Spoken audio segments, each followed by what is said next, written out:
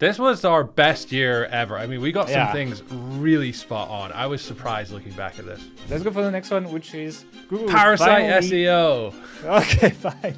Parasite SEO. Yeah. And just reading that, I was like, oh my God, how times have changed since then. We'll talk about that. Yeah, we'll talk about that. Like, if you were to go back and write this is scary. So, and in the exact words were, you are not ready for this episode. John Mueller just deleted all the tweets that said that the HCU just went as expected and Google is happy with the results. And sneaky SEOs are using Google Groups, a subdomain of Google itself, for Parasite SEO in order to distribute malware. Basically, Google search is on fire. So that means they're probably rolling back all the shenanigans they released on us in the last few months, right? Right? Well, predicting the future in this industry is not easy, but that's still something we try to do every single year for fun and profit. If you think about it, just 1 year ago, all you could hear about was ChatGPT. And now when I open my YouTube feed, it's still ChatGPT everywhere. But the wild predictions that people made back then did not come to fruition. Search traffic did not die due to AI, and people are still very much using Google to find stuff online. AI so far had very little impact on search traffic. You see, what seemed obvious 1 year ago is not so much today. But we're still gonna try to do that today, first by reviewing the predictions we made last year, and I think you'll be quite surprised at how accurate some of these were. Then we'll make a new set of predictions for 2024 with all the major changes that we expect to see in the next few months. So buckle up, because this episode is a lot of fun, but also some very serious talk about what's happening in the industry right now and how you can adapt in the future. Before we get started, let me thank today's sponsor, Search Intelligence, one of the leading digital PR agencies that focuses on backlinks built cleanly to your website through their campaigns. I'll tell you more about them a bit later in this episode. Oh, and make sure you stay until the end of the episode, as this is our last episode of the year. We have a little Christmas surprise for you at the end of it. It's also an opportunity for us to say thank you for everyone who tuned in this year. It's been great. So many of you showed up every single time we released the podcast episode. And if you're not subscribed yet, what are you doing? But for now, let's get going with the predictions. All right, everyone, welcome back to the Authority Hacker podcast. Today we are going for a recurring topic, and it's another Mark and Gael episode. It's been a long time we have done that, but I think some people missed it. So a lot of people missed the "how's it going, Mark" answer, or the lack of answer. Therefore, do you have any answer today? I mean, pretty good. There's actually been a lot of things happened. We were out in Thailand at a couple conferences, Chiang Mai SEO, where I know we met a lot of subscribers, listeners, followers, customers, which is great. We had a big party there for all our members, and that was a lot of fun. Good conference overall. Just very, very tired from that, and good to be back in the swing of things and, you know, back at work. I didn't talk about this last time, but I got rid of my when I got my bedroom. This is a spare bedroom. The wall sort of like painted. I guess the designer was like, "Oh, red and blue, Authority Hacker colors," and just painted something. I thought it looked cool. Someone in the YouTube comments was like, "Oh, it looks like a kid's bedroom," and then as soon as he said that, it does look like a kid's bedroom. Oh no. So it took me a while, but I eventually got it changed, and it looks, a little bit more serious now. So if you like my my new backroom wall, leave us a comment, please. And the only air conditioner in Scotland as well. The only one that is which functions very well as a heater in the winter if you need just to heat one room. So it's very efficient. But I feel like I'm going through the stages of life with your background, you know, like you're going to get the old age one in like a year or two where you get the little cuckoo. Honestly, so you know? You said, I got a notification today from Facebook like 12 years ago that said, and it was a post I made. It was like, oh, after 8 years as a loyal Nokia customer, I'm finally moving to Android. I wonder if it has Snake.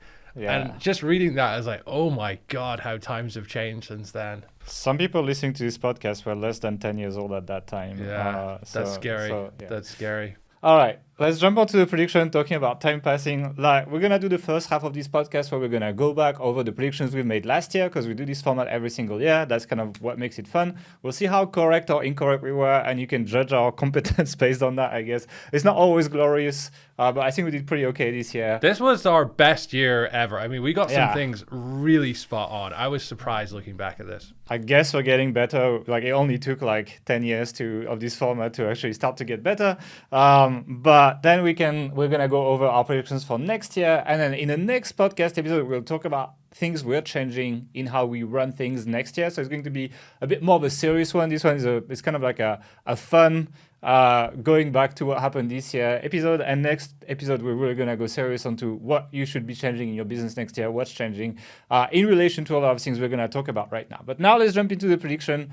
What was the first prediction, Mark? First prediction was that SEO will be 95% the same in 2023 as it was in 2022. And Give some context to this, yeah. So this was really like, we said, so large scale changes, big changes in SEO don't happen overnight. It take a long time to happen. And the way you do content may change a little bit. You know, AI coming along may influence the way you produce things, or, you know, how the consistency of your team and writers and all that stuff. But actually at its core, we felt that SEO wouldn't change that much. You know, bearing in mind, when we filmed this a year ago, ChatGPT had just come out, and everyone was like, "Oh my God, this is going to change everything tomorrow." And you know, I think as a reaction to that, we were right. Like it hasn't. SEO is more or less the same as it was a year ago. AI hasn't taken over. AI content hasn't run riot. There are certainly instances, you know. We'll talk about that. Yeah, there's that thread on Twitter recently where someone had the SEO heist. Yeah. Do you want to talk about that? Yeah, I mean, basically, I can't remember the name of the tool, but basically, Wordable? No, not Wordable. Another tool. Byword. Sorry. Byword is like the guy who runs the tool basically said, "Oh, we pulled the SEO heist. We took the sitemap from our competitors. We put it in our tool. We generated thousands of pages, and bada bing, bada boom, we have a bunch of traffic to our website thanks to all this AI content." And he showed like a SEMrush graph, I think, at the time, and you know his traffic was like double, something like that. It went far beyond the SEO world, right? It's like even the guy who replaced Sam Altman as CEO of OpenAI for like 48 hours or something, like started tweeting about this and talking about it. So it really went quite big. There was lots of media coverage. 5 million views or tweets or retweets or something. Yeah, crazy. And it just, you know, it got mainstream media coverage. Like it got the world talking about SEO. It got people hate on AI content. And together, I don't know if you follow, but there's another story that developed at the same time, which was Sports Illustrated was caught using fake author profiles, and the articles were written by AI basically, but people kind of reverse engineered the images and figured out it was not real authors. And like a lot of people were also like, there was a big movement on hating on publications publishing AI content from the side of the users of the internet, not from the side of SEO. Yeah. Right? And look, this is something which, even before AI, SEOs were copying people's sitemaps and having writers rewrite. Like, that's not a new thing in this industry. And it was like, no one's surprised, but no one in the industry is surprised. But I think that people outside the industry are like, oh, wow. Especially because they called it an SEO heist. It kind of had that, you know, like robbery, like theft kind of angle to it. And it got a lot of people riled up. And it was the debate on like, is he right or not? Like SEOs do that manually. So is having AI do the same thing like really unethical or not? And it's an interesting debate, to be honest. Like provided the quality, like forget the quality of content problem, that is an interesting debate. If AI does what you do manually, how is that different ethically? Like it's the same thing, but like it put a spotlight on what the SEO industry does a lot, which is looking at what's working and doing the same. To be honest, it's not just the SEO industry. If you take like a YouTube course, if you take all that, they all tell you to do that. Like everything, everywhere in all marketing is just observing what works and taking inspiration from that. It's just that I think SEO puts it more crudely, you know, like the way it's worded is like it's more direct than many other industries, and therefore it may be seen as like a little bit less ethical. But yeah, overall, all of that to say, that prediction on SEO will be the same. Yeah, traffic hasn't dropped from ChatGPT. People are still using Google, even though ChatGPT is around, even though AI is growing a lot. It's like there has been traffic drops, but they didn't come from ChatGPT. And it made me think of a quote from Bill Gates that said like people overestimate the changes that will happen in 2 years from this new technology, but underestimate the change that will happen in 10 years from this technology, which I think this is a very good illustration of that. Like ChatGPT is awesome. This technology is going to change a lot of things, but over the course of 1 year, SEO still generates around the same amount of traffic to websites albeit maybe different websites through the updates, and we'll talk about that. But SEO is not dead, as many people predicted exactly 1 year ago. So I think we can take this one as mostly correct. Let's jump on the second one. Just before we jump in, it's interesting just on that, because you said Sam Altman was following that Twitter thread. No, the guy who replaced Sam Altman for 48 hours. Not Sam Altman. Still, OpenAI changed something I saw in their terms of service recently to say that you can't misrepresent the output of what they give as something else. I'm sure it's just like a legal covering, but from their legal department. But technically, that means that you can't pretend it was written by a human, or you can't pretend it's your own if it's taken from someone else or something like that. So. I feel like we're. I don't think. Yeah. I'm just saying. I feel like we're not there yet, but there's gonna be some more like actual legal cases around this stuff at some point in the future. There has to be. I mean, I don't want to talk too much about it, but a lot of stuff's happening around watermarking these models as well. So you can reverse engineer what generates by AI. Let's jump on to the second prediction because time's passing. The second prediction was generic links will lose more actual value. No, more actual and perceived value. And perceived value. So what we mean by actual value is, are they going to work to rank your site? Perceived value is, are the masses, the end clients hiring SEO agencies, going to be aware of it? And I've been predicting for years that this is going to change. I feel like it has from an actual perspective. Like these links, like they just don't move the needle. Yeah. Generic link farm guest post links from like sites that exist purely to sell links and nothing else really.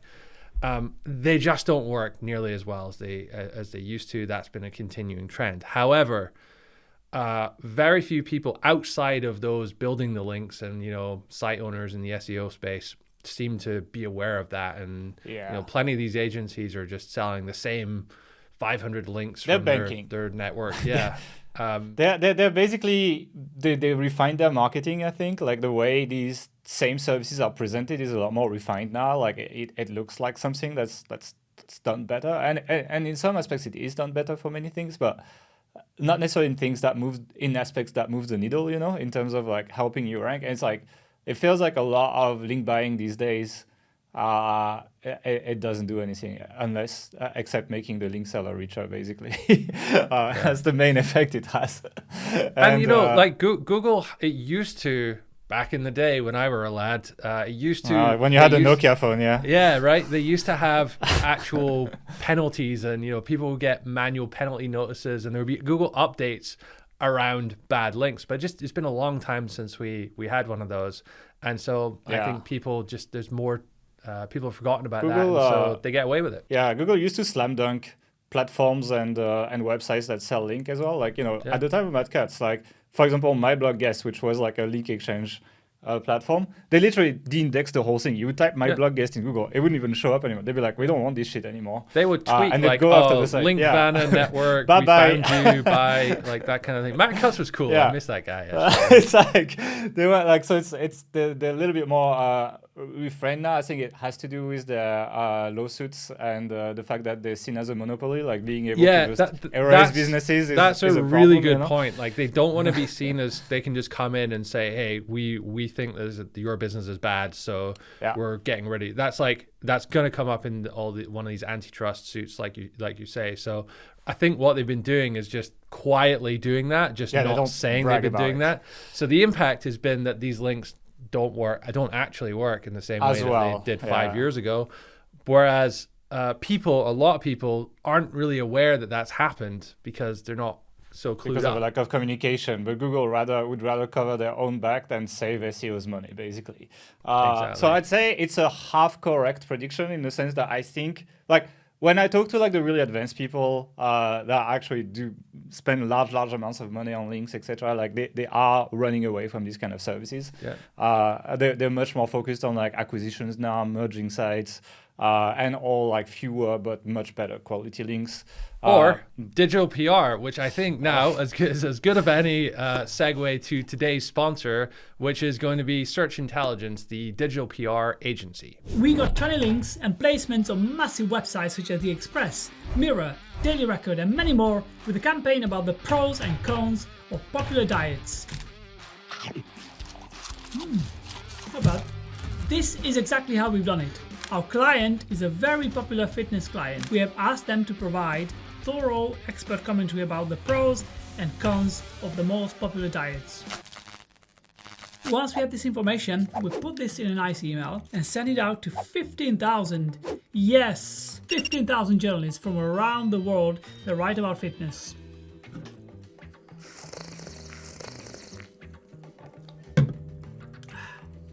So good. And unhealthy. Big publications picked up our story from the email, giving our client massive, juicy, saucy, healthy links that are 100% relevant to their website and that will keep the rankings of the website in a great shape. You see what I've done there? I hope this case study inspires and that you will start leveraging expert commentary type campaigns to land links to your or your client's website, just like we've done it with this campaign. And thanks again to Ferry from Search Intelligence for sponsoring today's episode. They're actually doing a digital PR campaign for us right now. And when we were in the... We'll share the results, right? Yeah, we'll share the results in a future episode. But when we were at the Chiang Mai SEO conference, we got like thousands of retweets one day by this article. It was like sort of to do with celebrity popularity and search trends and things like that. And it got shared a lot on Twitter. I was very surprised by that. So yeah. Yeah, you don't just get links as well. That's the interesting part of digital PR. It's like you do get lots of like interesting signals that, in my opinion, like improve the quality of your brand. Like we got lots of mentions, for example, like a lot of articles they got us in.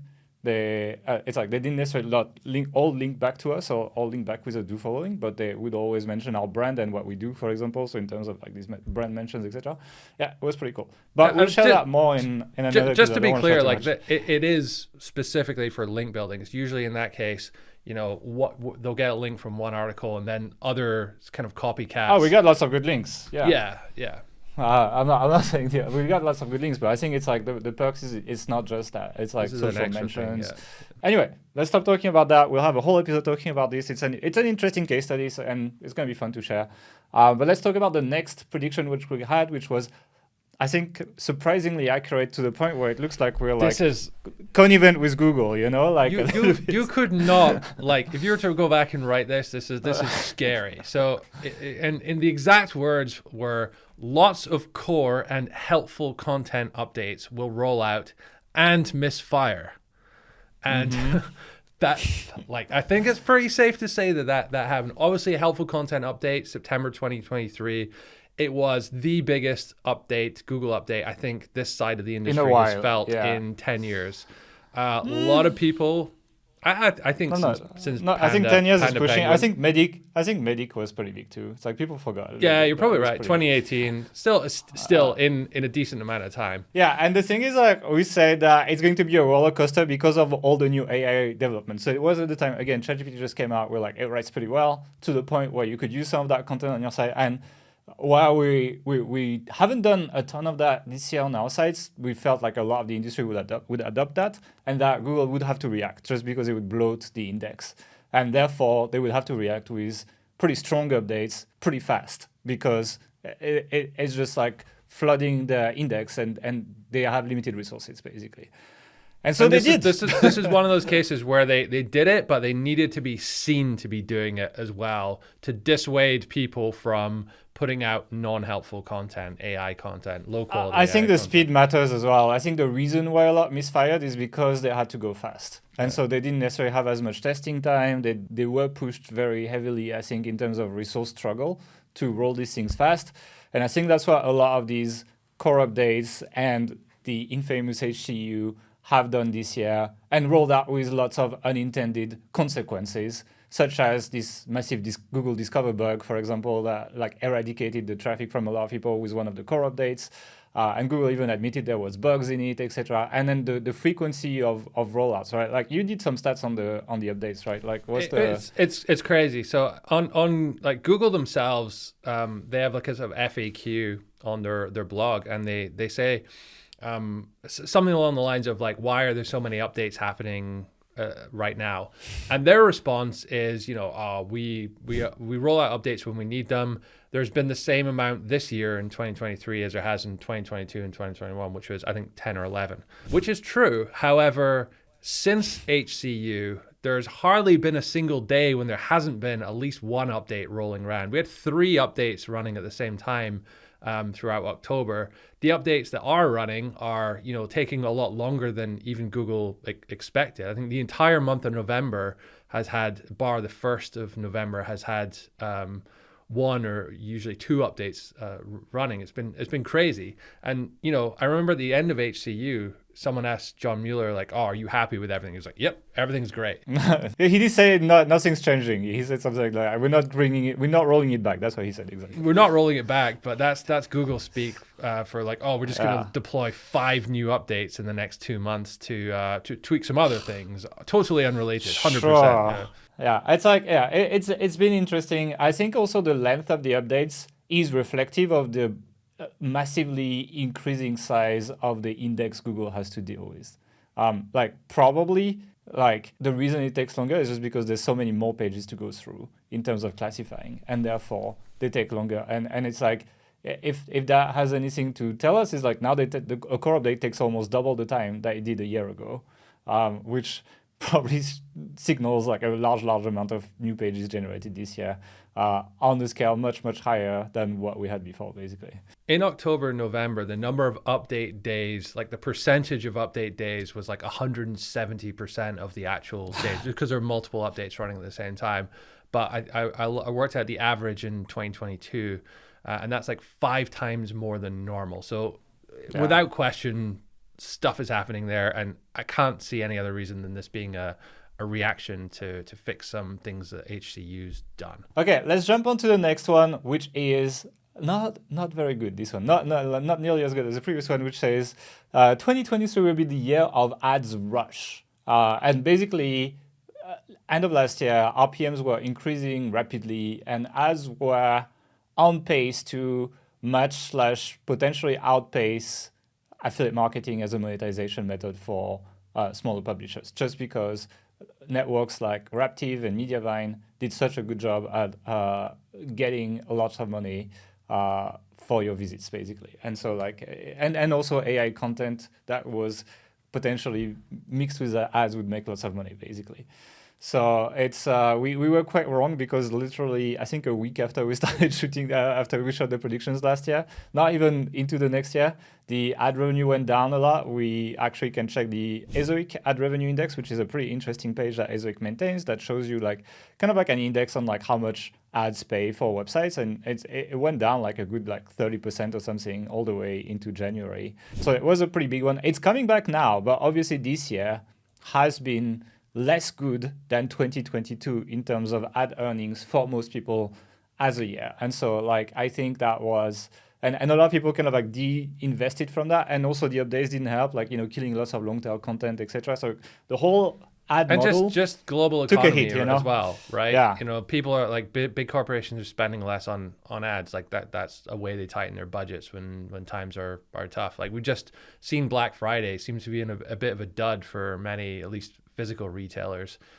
Sales haven't gone as expected for a lot of people, and I think that's just reflective of where we're at with inflation and all this kind of stuff going on right now. So it's a small stagflation situation we're in right now, and so it's getting better. But yeah, so it's overall, we were wrong on this one. It was not the year of ads rush. A lot of people stayed stable or divested from pure ads, and obviously the HCU seems to have affected sites that were heavily monetized with ads and had bad UX because of that, basically, and therefore it made a lot of people reduce the number of ads on their pages, which in turn reduce the appeal of the business model. So I'll take the loss here. I don't think that was a good prediction, actually.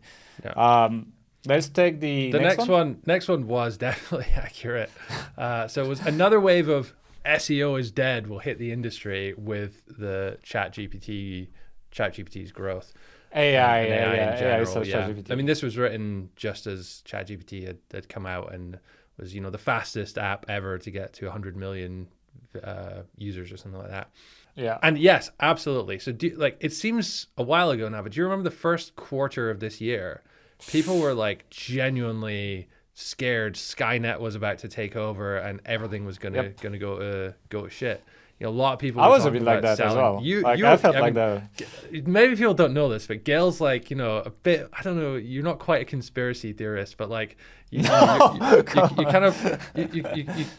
I kind of like tend to exaggerate the initial trends a little bit when they come out. It's not so much that. It's like you're more kind of in tune with the negative, like potential problems and things. Yeah, true.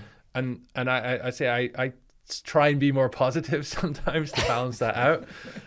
But yeah, there's definitely a few, oh my God, this is terrible. But and then it wasn't so bad. Yeah. It's exactly what you said earlier in the show though, like the Bill Gates quote, people over exaggerate what's going to happen in the short term and then think, oh, nothing's changing. And then actually it does change over the medium to long term.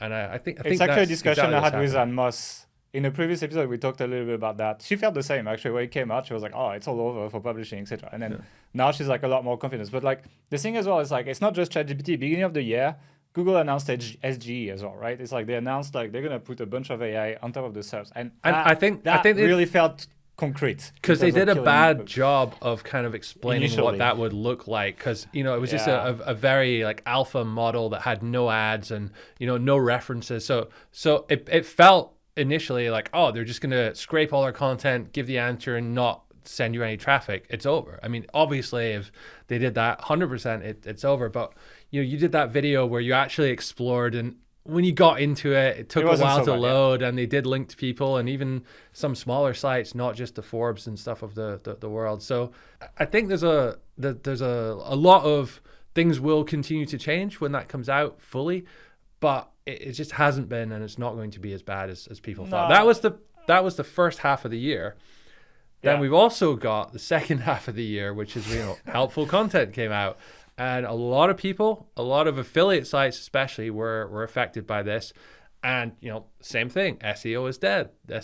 Like how will the industry ever recover? You see that when a lot of people in this industry make income reports. And then when they stop, there's a problem, So it's like, I'm not going to give names, but a lot of people that used to do income reports stop at that time. And for good reasons, to be honest, because a lot of people got affected by this subject. Most people got affected by this subject negatively. Like not always in a business shattering way. Like sometimes it's a -10 or -20% traffic, which sucks, but it's like, it sets you back 6 months or 9 months in terms of SEO progress or something. Like it doesn't always go up and right in your graphs. It's okay. But like, it's like there was this vibe at the beginning of SEO that was quite negative. I think now it's coming back a bit. Like people are like starting to recover some sites and figure out what Google wants again. Like the last core update wasn't nearly as strong. It was quite helpful for some sites.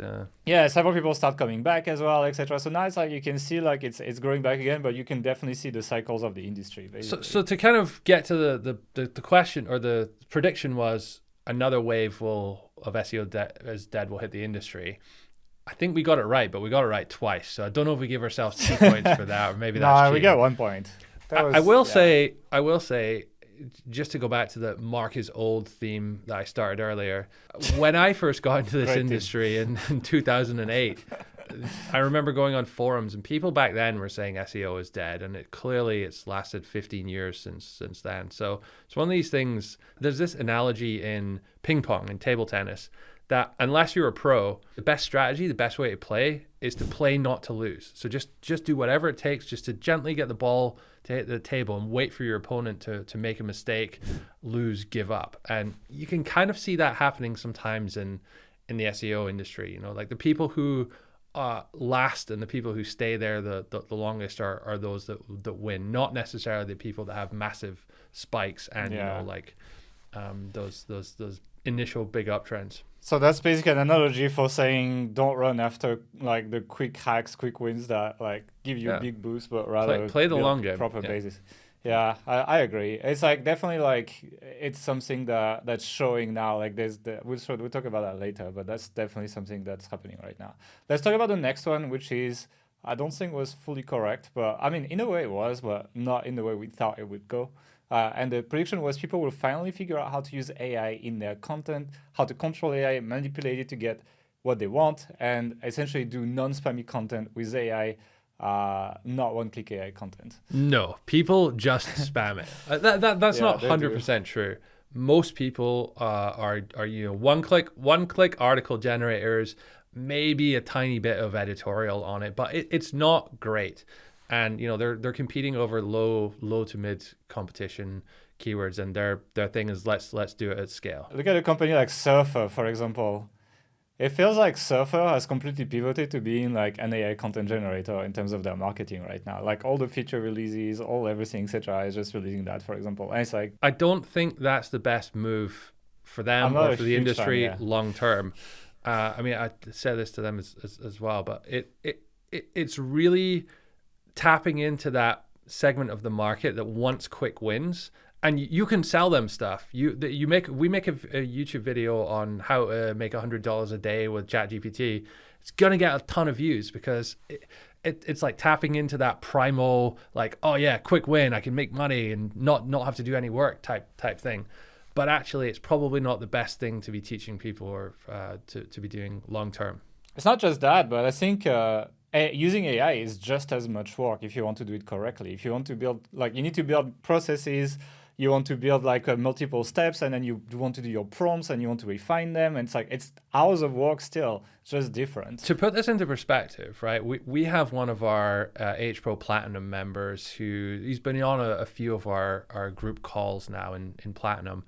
And he sort of like dropped a few hints and things about his team and what he's doing. But they have, was it 20 or 40 full-time developers working on like a programmatic approach. They're using AI for content creation, but like they have this massive team and multi-level prompts and like data warehousing for all this the information they're trying to do. It's like it's really like fucking complex shit, and it's not just like you with your ChatGPT and a couple plugins are going to be producing world-stopping content here. It's not going to happen. Yeah, so basically, like, to summarize it, like, the industry has embraced AI content, but the lowest effort AI content, like the minimum dose AI content. It's working for some people, at least temporarily. We talked about this SEO high story. That site's tanking now. Like, it's like they're actually tanking completely. And it's like a lot of people tend to do that. A lot of people also still held in rankings, potentially even went up with updates. Like, we have a staff member who has an AI site just for fun. And literally, with every update where a lot of legit sites got hammered, his AI site kept going up. And he's showing me the GSE, and we talk about this, etc. It's kind of fun to follow. And so, like, it's not perfect, and it can work. So if you want that kind of like short-term burst of money, potentially you can make AI work. My problem is that a lot of people are investing lots of time and effort into building these low-quality projects using one-click AI articles, for example. And I'm afraid that in 2 or 3 years, they'll have nothing to show for it because the technology will have moved on. Like whatever skills you're picking up right now, they'll be useless. And then most of these sites will not generate traffic anymore. And then you'll just be back to square one in 2 or 3 years and start over, which it's not how you build wealth, basically. Like you build wealth by building assets that compound over time. And it's like, that means resisting these low-hanging fruits. It can be a way to generate initial cash if you're really struck for cash, though. It's like, I think for some people, like if you're in a financial situation where you can't justify investing even a bit of money into your projects and you're really, really strapped for cash, there's probably an opportunity with that right now. And then build your war chest and then just build something serious after. And sell whatever you're going to build quickly. Like don't hold on to it as a good tank. Yeah, so. I mean, it's hard to sell these days, but it just generate cash basically, and then save it up and invest in something that's more long term. Yeah, I think for a segment of the population, there is something to do here that's interesting, and it's not illegal. Like it's up to Google to rank stuff or not rank stuff. If they can't figure it out, it's their problem. But for most people who are already okay financially, my feeling is it's a waste of time, and a lot of people are wasting their time right now. What's the next one? The next one is building an authentic brand will be more rewarded than ever before, especially as Google starts to reward EEAT. And Yeah, I mean, I think again we're pretty much on the money here. I mean, helpful content at least tried to do this. Yeah. As we said, it misfired. I think there's still some more updates to come to fix that completely. But it's the direction. You see where they want to go. Yeah, you see where Google wants to go, and you know how much money and resources they have to get there, which tells me they'll get there 80%. You know, it's like it's very hard to be perfect as a search engine, but I think they'll get there 80%. They've even announced that they are trying to reward first-hand experience in content, like an executive in search. Like I'll show you a Search Engine Journal article on Bureau now, that they are trying to do that, right? They're trying to. It's becoming ranking factors. It's not just bullshit, etc. There's also the podcast with NapLab, for example. So like NapLab, in my opinion, one of the best small publisher review site that you'll find on the internet in terms of how they review their matrices, etc. He is skyrocketing like even further. Like I think he's up 30% since the podcast already. Like since the podcast where he was already skyrocketing.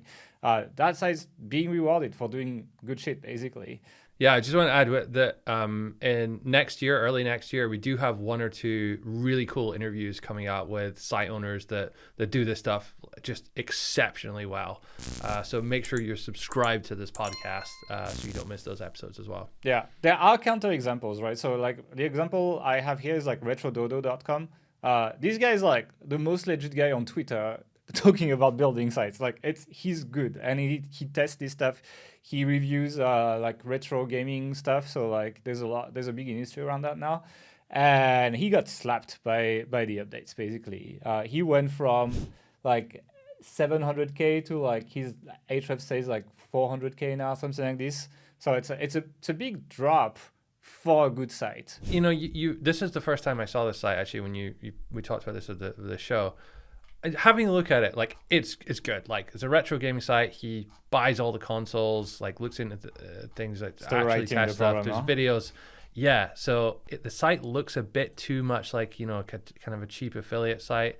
The content for some of the reviews, it's missing a lot of stuff in reviews in the Google Reviews guidelines. You know, qualitative review scores on each item. Just it feels like they can you know turn it from like a 6 to an 8 out of 10, and that would fix a lot of the problems there. I mean, I don't know if it would fix it, but it would be more in line with what is being recommended at least. But yeah, it's like I think the writing's a bit lengthy and like it's not as snappy as it could be. Like it's a little SEO-y the way it reads. But bit like fluffy sometimes. It's still a good site. Like come on, like I'm sure there are many sites outranking him. For sure. Like, so it's like. That's where Google missed the target, and it's like that's where people are gonna push back. So I'm pushing back for them, basically. So here you go. But like, it also feels like a lot of these updates, in my opinion, it's like Google is changing the nature of the SERPs, not necessarily. There's some things that I think are not fully fixable. Basically, I think they just decided on some SERPs. You know what? We want less content sites. We want to show more forums, more random widgets, more YouTube videos, more shit like that because that's what people want to watch. And so like we had too many content sites before, and we're changing the way it is. And it's like, which was actually, if you remember, one of our predictions 2 years ago that they would diversify the SERP. A bit more, and I think they've done that. So I think there's a part that's fixable in some of these drops, but I think there's a part of deliberate choice from Google to just show less websites. And actually, talking about old predictions, I had one for years where I said shorter content will be rewarded, right? It's like, and I dropped it. I didn't even do it last year. And now it's starting to happen. Like they're actually starting to rank shorter content. So it's like, finally they understand, like people on mobile don't want to read 3,000 words. And I would love it. I would love if Google actually rewards like, you know, less than 1,000 word articles, for example, and you can actually rank for some queries. That would make content creation not always so heavy when you work on a single page.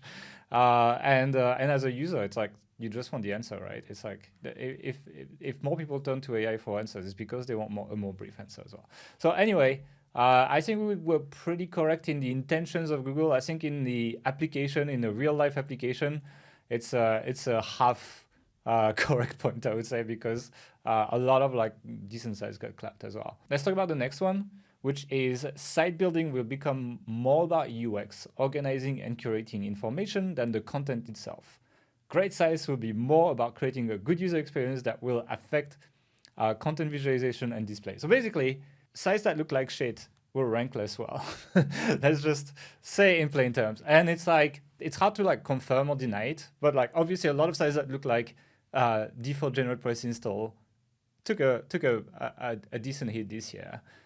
Sites that use lots of ads from networks like Raptive and Mediavine, who potentially tune their ad stuff a little bit too far, seem to have been hit by HCU as well, and all these updates.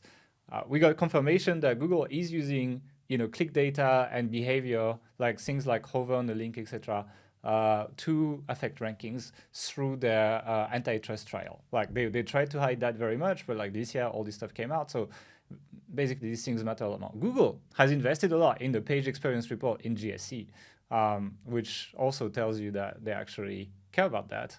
So, and my suspicion is that one of the reasons big sites do well is not just because they have a lot of links, which it still is one thing, but it's also because they have a very good experience on all screen sizes.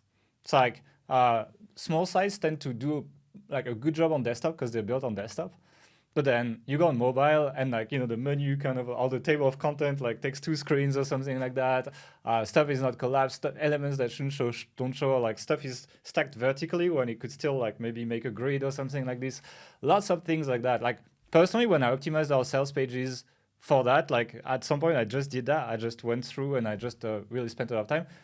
Our conversions like went up quite a bit actually because it matters. And so like, overall, it is something that we are heavily investing in our projects right now. I know a lot of the SEO industry is obsessed with topical authority, entities, topical coverage, etc.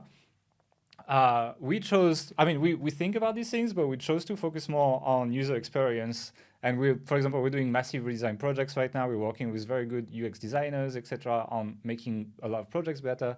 And it's something that seems to be more of a factor and more revealed as a factor through the trial. Yeah, it's one of those things that's quite difficult to really pin down, though, because is it the fact that the design is better, or is it the fact that people who spend the time and money to design it are also spend the time and money to make great content and build links and that kind of thing? So here's an example that makes me think a lot about that. For example, so Modern Castle, the other site from Derek, the guy from NapLab, who's doing well. The editorial quality is very good still. Like he reviews like vacuum cleaners and he has all these tests, etc. But the site is not built very well. Like it's not very nice in terms of like how it looks on multiple devices. It's a little bit amateurish in the UX side of things, right? But it has still his first-hand experience type thing, etc. And the site still is going sideways right now, right? It's not really collapsing, but it's also not doing super great. And it's one of the major distinctions between Modern Castle and NapLab. It's that NapLab is built much better.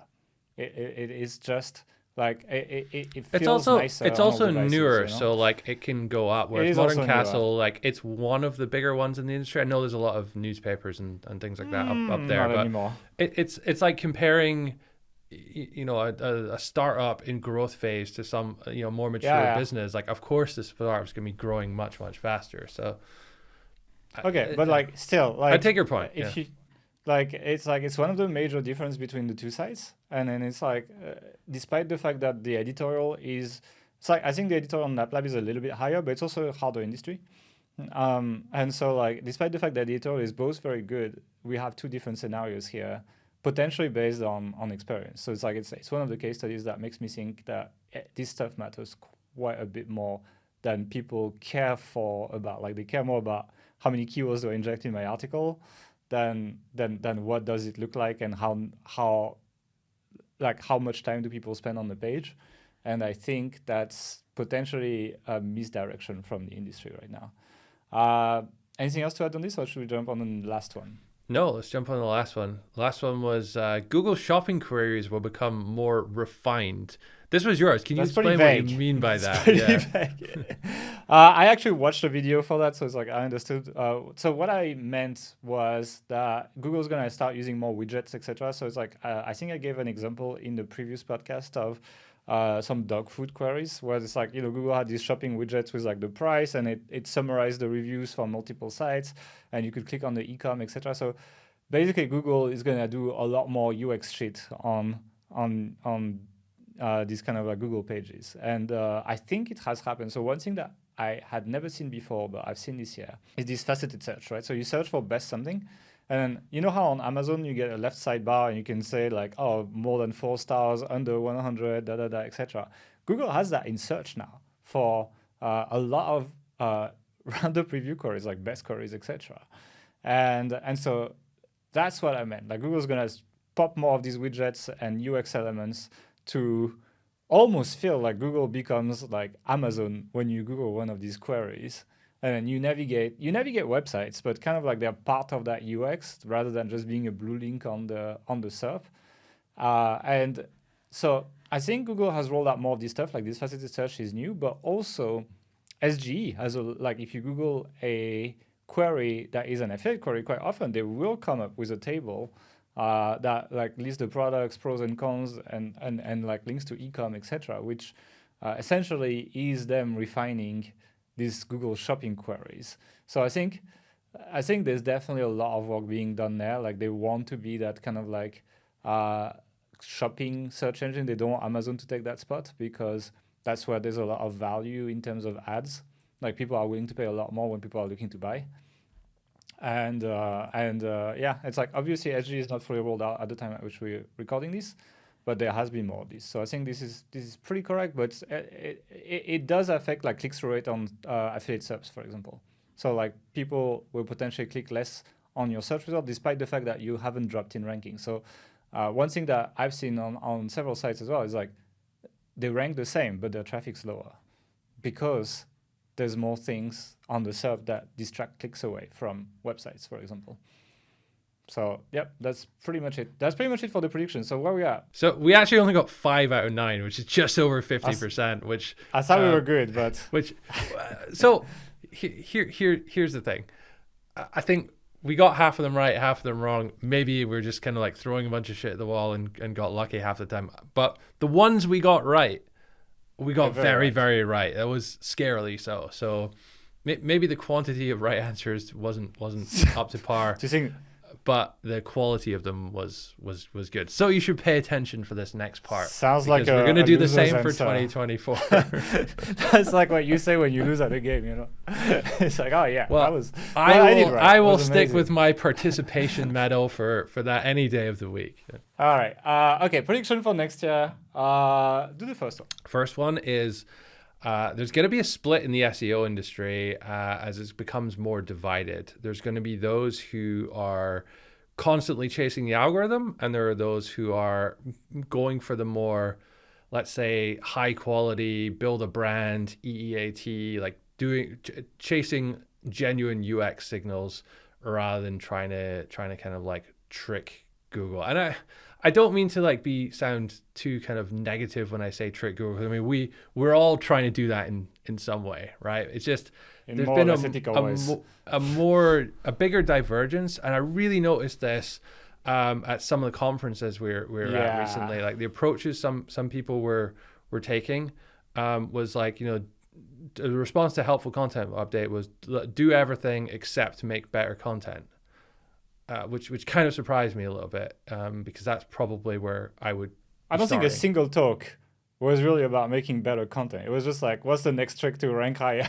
So I think that's partly because it's quite hard to articulate beyond a certain point, like content quality. Like it's a very nuanced thing, and you need to spend a long time like getting into it and explaining a lot of really like little details about why this paragraph's better than this one. It's really hard to do. Not just that. No. For example, the UX stuff, like nobody talked about that. Like nobody talked about how do we make sites that make people stay longer on the site. Like there's lots of mechanics you can use for that, like tricks, to increase user interaction, and potentially we'll make some content around that. But it's also quite difficult. Like you start getting away from marketing and into kind of like web design there as well. Yeah. Which, again, it's like it's something you've got to be clued up on these days if you want to make a top site. Yeah. So, but yeah, I've saw a lot of people who literally got destroyed by SEO, kind of like annoyed because they put effort into that site, and it's like they lost it. And then they're like, well, fuck this then. I'm just doing AI content because, like, anyway, if my site is going to get slapped by an update regardless of my level of effort, I might as well not put any effort. And so like, yeah, I feel like there's definitely a part of that industry, especially those who took hard hits from the updates, that's turning to gray hat basically.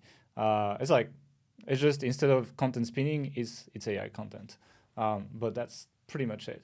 And so I mean, like maybe this is a bit of a free one because like it's kind of already starting to happen, but I think this is going to happen in a big way, and you'll start seeing people in the SEO industry give very different advice from each other in 2024, especially as people start to come up with new solutions to helpful content and other updates which are happening and will happen next year as well. I think there was really for a long time a big convergence of ideas, and a lot of people, we used to be very different from the people in the gray hat space, and we kind of like went more that way, and a little bit, they came more white hat, and it was all essentially became the same a few years ago, really. So and the thing is like the industry has very low standards for like research and advice, so it's like anyone can say anything right now. We're kind of like in this confusion zone where people are just like they're using they're like Littlefinger in Game of Thrones. It's like, chaos is a ladder, and then they're just like, I can take opportunity of all these lost webmasters to push my ideas, etc. It's like definitely there will be branches coming out of that. I think also like the SGE sub-layout changes that we talked about, etc. It's going to drive less clicks to a single piece of content. Like all the changes Google is making are not to drive more clicks to websites. So in general, there's a bit less clicks. So it's like a lot of people are going to have to either upgrade their business model to make more money per visit, or they're going to have to, or like improve CRO, or they're going to have to find cheaper ways of producing content, i.e. what Admos is doing and what I talked to her about in this podcast. Check it out if you haven't checked it out. But like there will be, because of these changes of how Google operates as well, it's like people will pick different routes basically. Do you want to jump on the next one? Yeah, next one is more volatility in rankings will occur, followed by a period of stability. I think the HCU... Sounds like horoscope, I mean, that's essentially what we're doing here. It's very horoscopy. The reason we're already seeing that, right? We had the helpful content update, which was perfect, no issues with that, and then Google released 5 other updates like the next day, basically. So Google has a policy of not or trying to avoid releasing updates around, I think they call it the holiday season. So basically from sort of Black Friday, Thanksgiving through Christmas. There's a lot of shopping stuff goes on there, and I guess retailers want stability and whatnot there. They try and do that. This Black Friday, they had, I think, 2 updates rolling during it. So, it didn't quite work out. But I think we're done once this review update finishes. I think we're done for 2023. But then I think in January, we're going to see a lot more still. They will have to slow down eventually. And we'll get to a period, I think, of relative stability, maybe in the second half of the year, where people will start figuring out what's going on, and then, readjusting their strategies and ranking again, and being able to kind of grow that way. If they're constantly changing things too much, it's hard. It's very hard for small publishers, also for big publishers. You imagine being CNET or Forbes, like trying to come up with a strategy to deal with this, and for hundreds or thousands of people working on this stuff, it's difficult, and you got to sometimes just wait and see where the dust settles before you make your next move. Yeah, a lot of big sites got big traffic swings as well. It's not just small sites. But yeah, it's like I think that's when the industry is going to get bullish again. Potentially linking that back to like economy. It's like there's potentially also a rebound of the economy in the second half of next year. So it's like that might kind of like align well with all that stuff. And I think, it's like Google still needs to fix stuff. It's not there yet. Lots of good sites are down. They shouldn't be down. They know that.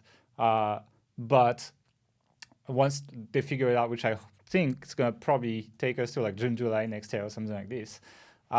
Eventually, I think they will still release updates, but they're not going to be as big, right? For a while, core updates didn't do much, for example. They would release a core update, you'd get a 10-20% traffic variation with that update, but wouldn't go much further than that. Like eventually, when we get there, we get recovery stories, people get to test, they figure out what works. People are going to get excited for the industry again, basically. And I think that if there are sites still that, have been negatively affected, that genuinely didn't deserve it, which there definitely are a few, I think Yeah. the majority of them will see probably not full recoveries in all cases, but a more positive swing in the first half of next year too. Yeah, let's see. Okay, next one is Google makes an update that addresses big sites ranking for everything. So that one, we're all waiting for it, right?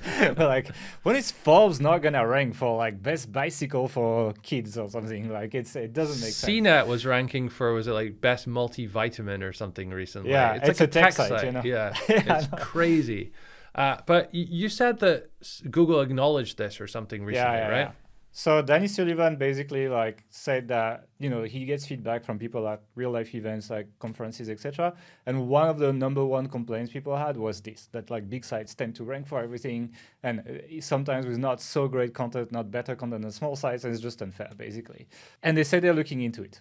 They're looking into it. It could take a while. It's like, my guess would be like, I wouldn't hope anything until at least end of summer next year or something like this. Potentially it will start earlier, but like, they're looking into this. It's like, and we had lots of discussions with people at these conferences, etc., about that.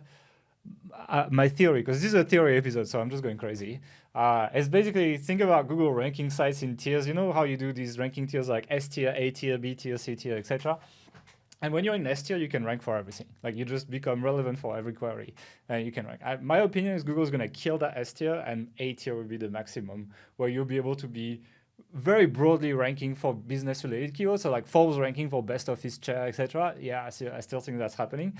But Forbes ranking for best take delivery service, maybe not, for example, And so like domain relevancy will probably kick in a little bit more in terms of rankings, and then it's not going to be so easy to just take all this stuff, all these rankings for big sites, because it doesn't seem like people want that either. And usually when people don't want that, if, for example, the Reddit queries, like people adding Reddit at the end of their queries, doesn't go down in the next round of updates, they'll start asking questions around that, and eventually they will address that. So yeah, I think there will be some updates. That's an interesting point. That Reddit and Quora rank for a lot of stuff now. They added Reddit and Quora because people didn't just want affiliate sites, but they kind of took away affiliate sites, but left Forbes and stuff, and they still have that kind of content there. So that, like, is that really diversifying it away enough if that's still ranking kind of thing? It's not just that. It's like, a lot of queries have the big sites ranking, but not necessarily Reddit and Quora, or like it's just one. So it's like, the question is like, let's say you have best tech delivery service, and it's like you have like USA Today, Forbes, and SFGate. Let's say it's becoming a Parasite SEO thing, and then maybe you have Reddit below. If people are still typing best tech delivery Reddit after the recent changes in ranking, and these big sites are still ranking, it's a sign that people are not happy with these results. Got it. Therefore, it's time to change it, because people are literally searching another platform than Google because they're not happy. Like it's just a symptom of this is not a good enough result. So essentially what you're saying is they take away like a bunch of affiliate sites, leave the big sites, and have Quora and Reddit there. And if they'll monitor if people still search for, of course, Reddit stuff, and then they say, okay, well, we haven't got rid of the problem here. Let's change or it how many people type a second query after that, for example, or like change it or something like that. Like it's like basically if they're not happy with that and don't click on a result, it means we need to change this up, basically. So yeah, I think there will be, and I still think they will rank for a lot of stuff. I don't think they're done. I agree, but just thinking it from a practical perspective, like you and I, when we use the internet to find stuff, okay, maybe go to YouTube or something is the default for certain products, but it's more a discovery when you're searching for like a best query. It's more a discovery process. Like, okay, here in the UK, like the Independent ranks for a bunch of stuff. So which lawnmowers are they recommending? And then I'll maybe go and look for reviews on YouTube or Reddit for each of those. But that's more the kind of what's out there perspective. But it would be great if there was, a specialist, like the Modern Castle of lawnmowers was ranking for that. Number one above these big sites. That's what you want. Like you want that specialist there. Or like equally with them, like it's like whoever puts the most effort ranks higher, basically. Yeah. Like it's like it's something like that. But true, now it's true. biased. Now it's biased. It's like then at least the big sites, at least they will have to invest a lot more in that content, and they can't produce it nearly as fast, and that's a problem. Okay, let's go for the next one, which is Google Parasite SEO. Okay, fine. Parasite SEO. Parasite SEO will be addressed by Google. It's like, again, I don't think it's going to disappear forever and ever and ever. but it could be down big time. I think. I have one question. How the fuck is Outlook India still ranking for stuff? They still rank, but a lot less. Outlook India, for those who don't know, is a news publication, I think, in India that you can buy a guest post, or you buy a post on there for a couple $100, and it's been used a lot for Parasite SEO. I mean, people did Parasite SEO on reviews of our course. It's all over Twitter this year. Google has acknowledged it and like, oh, we're looking into it, we're dealing with it. Yet still, as we are recording this podcast, if you're in the US and you search for best online casino, Outlook India ranks number 4, number 5. And you have SF Gate, which is another one, Miami Herald, which is another one. You can buy posts on Dallas News or something as well. Like, yeah, it's like honestly, it's so funny. It's so easy to catch this. Like, I know the domains by heart. Like, it's like I know.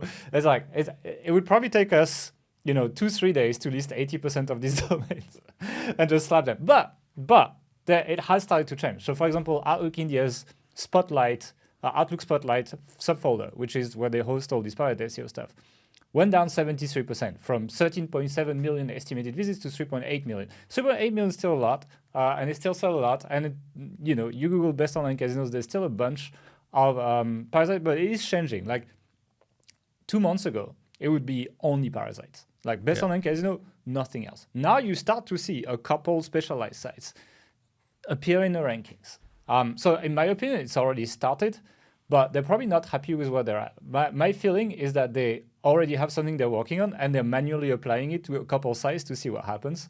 So Outlook India, for example, and just see, and then probably it didn't go down enough because they still get a lot of traffic. And so they're refining it, and they just use these sites as guinea pigs to release it. But I think the way it's going to work is Google's going to update the Webmasters Guideline even further to highlight that you should not do that third-party hosted content with affiliate links, basically, or like they'll find some wording, etc. And 6 months later, they start manual penalties or an algorithm update that does this if they can actually do that. So yeah, it's like they know about this. They mention it. Danny Sullivan mentions that he understands. And I think Parasite SEO will still exist.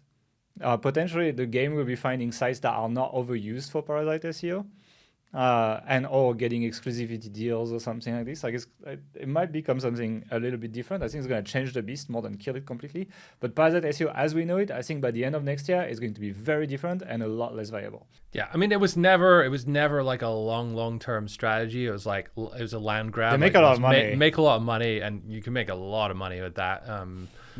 For a period of time.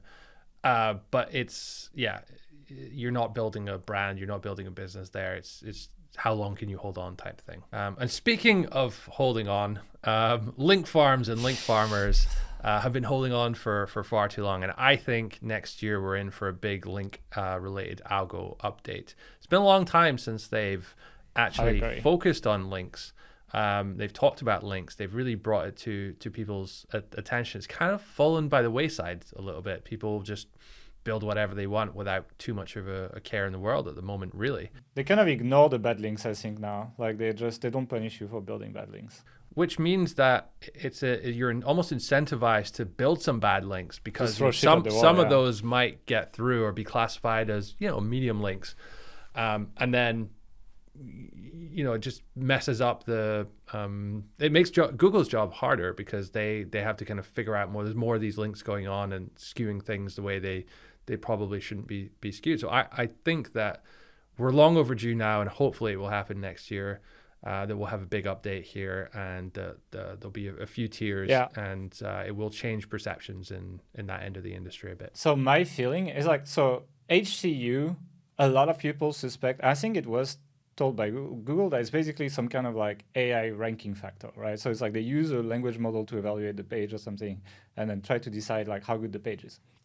My feeling is that they do something similar to links. So this is the on-page version of that. So it's the Panda version of using AI, like modern AI, into ranking pages. And then something similar is going to happen to links. So the Penguin side of thing is brewing. And eventually they'll evaluate your link using artificial intelligence, trying to decide like how valuable that link is, rather than just be very mechanical like they've been historically. The problem is it's even more work, right? Because like one page can have hundreds of links. So think about the amount of computing power needed to process that, because it's so much more than just pages. So it's like they're probably trying to figure that out. Their next language model, Gemini, has different sizes that is optimized for different computing powers, basically. So they will have like smaller size language models that potentially can be applied there. And it's like, I think this one's a bit of a gamble as a prediction. It might be the year after, but applying AI to evaluate links it's inevitable as the cost decreases, and old shitty tactics still work very well. I have a story on that, actually. We did a big disavow on one of our sites that had a lot of shit links, like links that we're not happy with today, but we used to do back in the day. And talking about throwing shit at the wall and see what sticks. So this site has lots of bad links, and we're like, well, potentially that's one of the reasons why it hasn't performed very well lately. And after the disavow, despite the fact that most of these links are pretty shit that we disavowed, the traffic went down, actually. So it means some of these links were lifting the traffic up, not necessarily all of it, and potentially to get out of like Google's like death wish list or something, you potentially need to do that.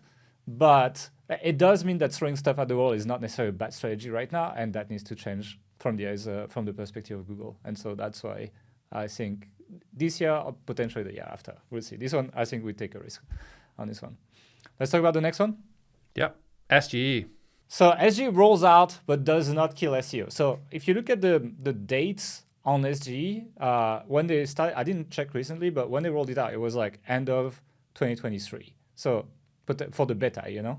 So potentially, but like they can do multiple things. They can either roll it out or they can start another beta program with a different version of SGE, right? It doesn't mean it rolls out. I don't think it rolls out on January 1st. Like, I don't think so. So I think, and it's rolling out gradually as well. Like, I think in the US, they started rolling it out already.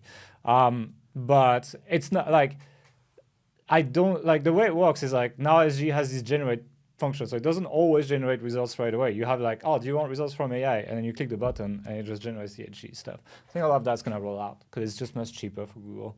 SGE now links to sites. And also a lot of queries don't have SGE these days.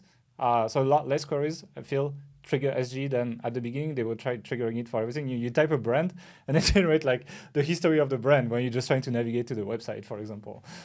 So like they are going to be more conservative on that, and it's not going to be a massive hit on SEO, especially if it removes the featured snippet, actually.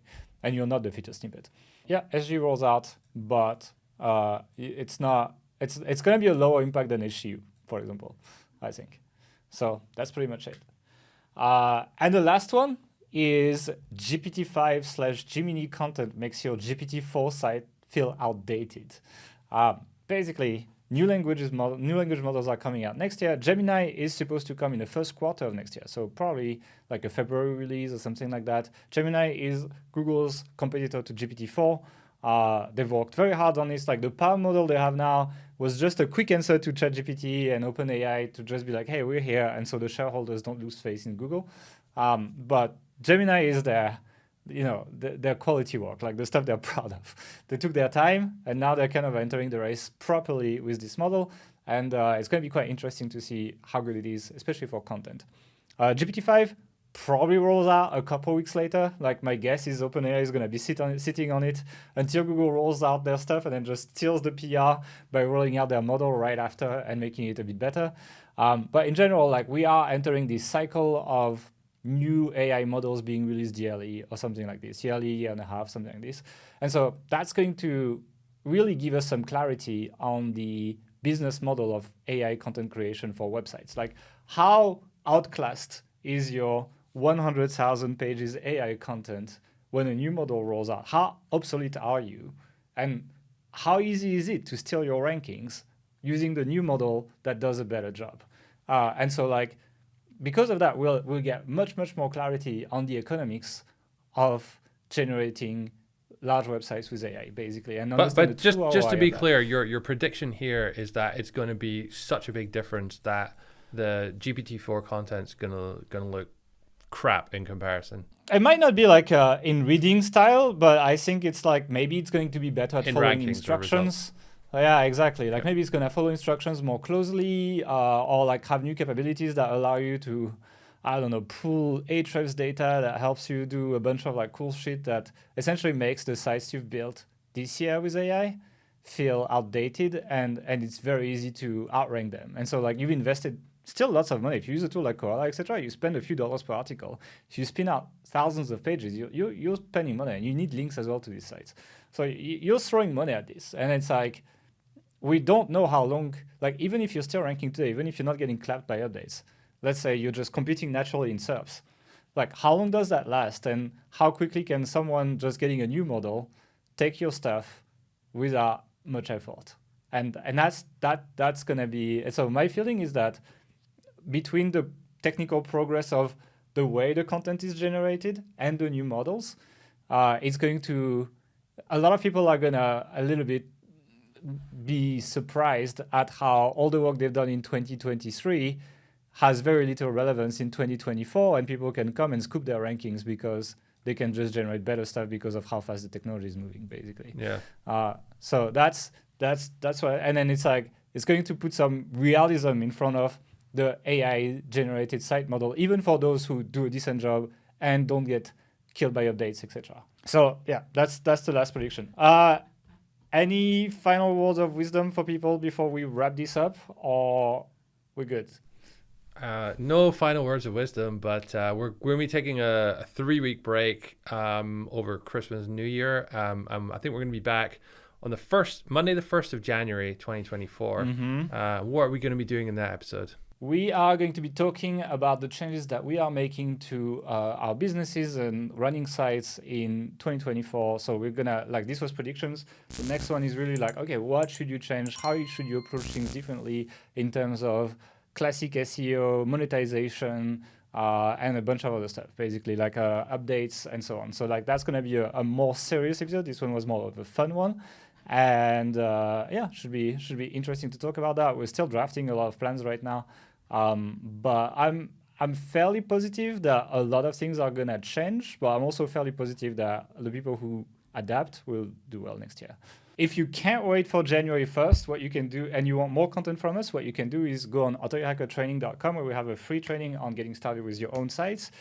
You'll check it out. It's a full video training, and then there's a special discount on one of our courses after that. So check it out. Otherwise, thank you for listening, and we'll see you on January 1st for the next podcast episode. Bye. I like number two, but rephrase.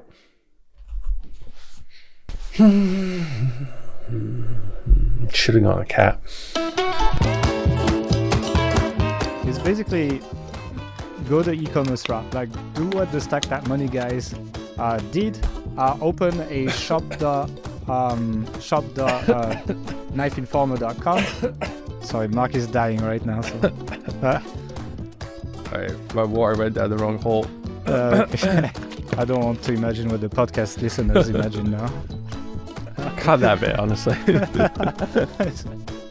I'll see you in the next episode. Let's remove the salad. That was stupid. And how much does all of this cost? Absolutely nothing. It's completely free. Sweetie, I'm doing a video. So if you're not using it yet, head on over to ahrefs.com. We just closed the biggest affair. Let me tell you again. I was trying to put the energy, but it's quite hard. I don't know why it's so weird. I don't know why I can't stop laughing.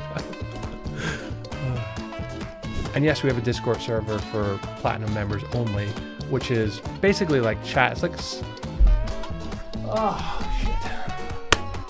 Don't do this in the evening again. Fucking chainsaws, man. Honestly.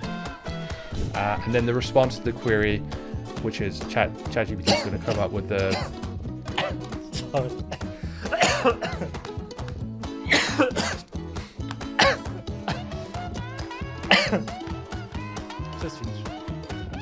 And then ChatGPT is going to come up with the response. I think the one I was looking at the other day was, can cats eat bacon? Which is fairly simple. But when we put the prompt through it, it also found some other things that cats couldn't eat. Some common things like avocado, and there's a... Sorry, Matt. I'm just telling my wife to turn off Friends on the TV because I can hear it. Shotgun outreach message. Fuck, I need a teleprompter. Right. Friday, we're going to set it up. This is my last non-teleprompted video. And that's really, really handy. It's a really powerful content research process. I think you've been using it as well, right? Like, how did it go for you? What were we talking about, sorry? Oh my God. Claude and Mac Whisper. You can also promote your survey via. You can also promote your survey via retargeting. And in a snap, the tool will come up with a bunch of group.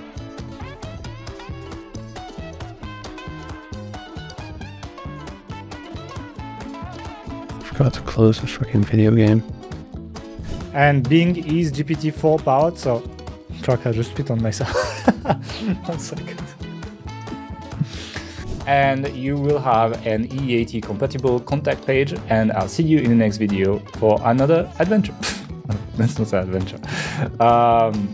Copy the fuck, I can't talk. It actually reveals a brand new tool that we have released. See you later. Whatever, it's fine. Oh shit.